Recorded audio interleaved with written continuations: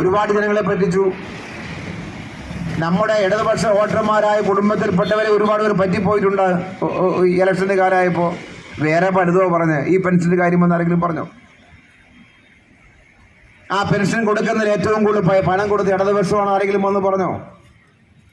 ഈ പുതിയ സ്കീം നമ്മൾ നടപ്പാക്കി ഇനിയും മെച്ചപ്പെടുത്താം എന്നാണോ നമ്മൾ കേട്ടത്? അല്ലല്ലോ. ഇടതുപക്ഷത്തെ തോൽപ്പിക്കാൻ മറ്റു പലതുമാണ് പറഞ്ഞ കാര്യം എന്താവും? പിണറായിയുടെ ചിരി എത്ര അങ്ങോട്ട് പോരാന്നാണ്. കോമഡി ഷോയ്ക്കല്ലേ മുഖ്യമന്ത്രി തിരഞ്ഞെടുക്കുന്നത്?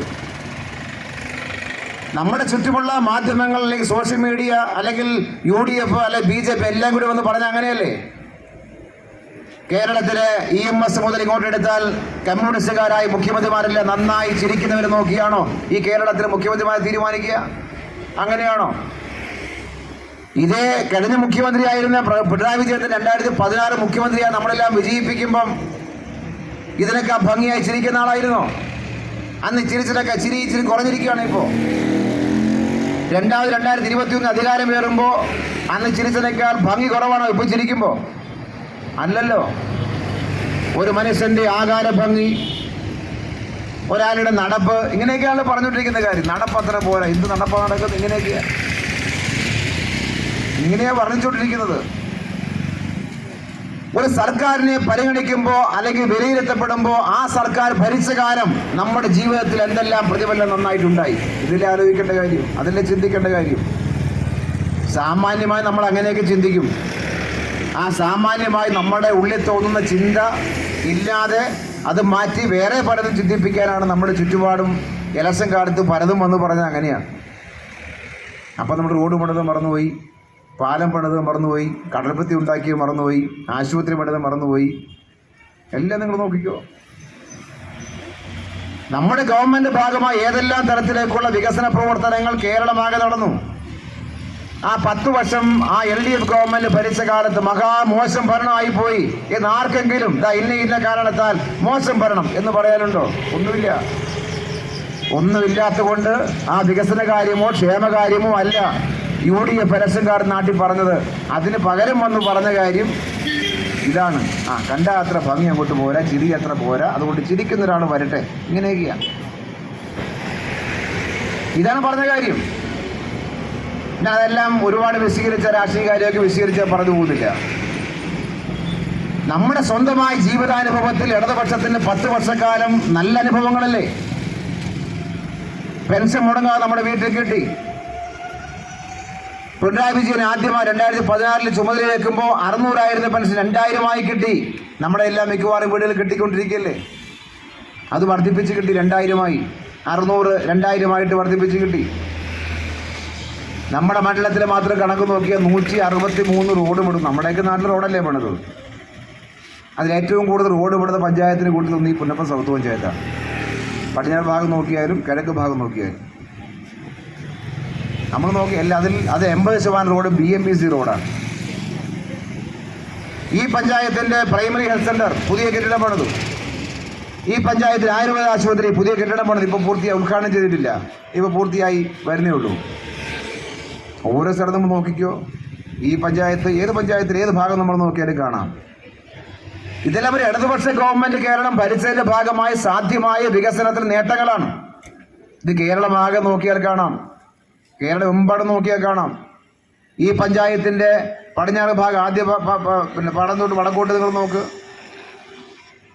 ടെട്രാപോഡ് ഉപയോഗിച്ച് പുലിമുട്ടി നിർമ്മിച്ച തീരമല്ലേ? ആ ടെട്രാപോഡ് ഉപയോഗിച്ച് പുലിമുട്ട് നിർമ്മിച്ചില്ലായിരുന്നെങ്കിൽ ഇന്ന് ആ തീരം കാണുമായിരുന്നോ? LDF ഗവൺമെന്റിലെ ഈ ചിരിക്കാത്ത മുഖ്യമന്ത്രി എന്ന് ആക്ഷേപിച്ച് പറയുന്ന പിണറായി വിജയൻ കേരളം ഭരിച്ച കാലത്തല്ലേ ഇത് നിർമ്മിച്ചത്? ഏത് ഭാഗത്താ പ്രയാസം ഉണ്ടായത്? ഇപ്പോൾ കിഴക്കൻ ഭാഗം നടന്നുകൊണ്ടിരിക്കുന്ന ചില പാലങ്ങളില്ലേ, റോഡുകളില്ലേ, ചെറയായ പ്രദേശത്ത് നിർമ്മിക്കുന്ന റോഡുകളില്ലേ? കരിമ്പാവളവില്, പൊന്നാരിച്ചിറയില്, മാത്തൂർ ചിറയിൽ പണി ആരംഭിച്ചു അല്ലേ? ആരംഭിച്ചു.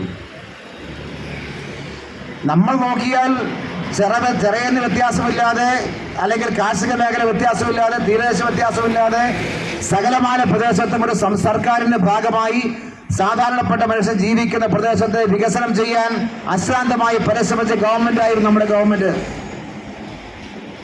തെരഞ്ഞെടുപ്പിന്റെ സന്ദർഭം എത്തിയപ്പോൾ ഇതൊന്നും പലതും പറഞ്ഞില്ല. നമ്മുടെ നാട്ടിൽ ഇതൊന്നും പരിഗണിക്കപ്പെട്ടിട്ടുണ്ടാവില്ല. നേരത്തെ പലതുമാണ് പറഞ്ഞത്. ആയിക്കോട്ടെ, തെരഞ്ഞെടുപ്പ് കഴിഞ്ഞല്ലോ. അങ്ങനെ ആ ഇലക്ഷൻ കഴിഞ്ഞ് UDF അധികാരത്തിൽ വന്നു എന്നുള്ളത് കൊണ്ട് അതിനുശേഷം ആ ഗവൺമെന്റ് ചെയ്ത കാര്യം തുടരുക എന്ന ഉത്തരവാദിത്വം UDF ആണെങ്കിലും നിങ്ങൾ ചെയ്യണ്ടേ?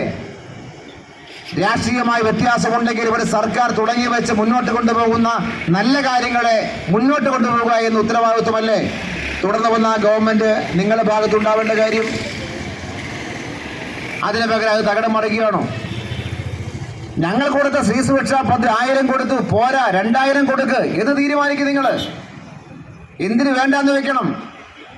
ആ സ്ത്രീ സുരക്ഷാ പദ്ധതിയുടെ ഭാഗമായി ആ ആനുകൂല്യം കൈപ്പറ്റുന്നവർ ഇടതുപക്ഷക്കാർ മാത്രമാണോ?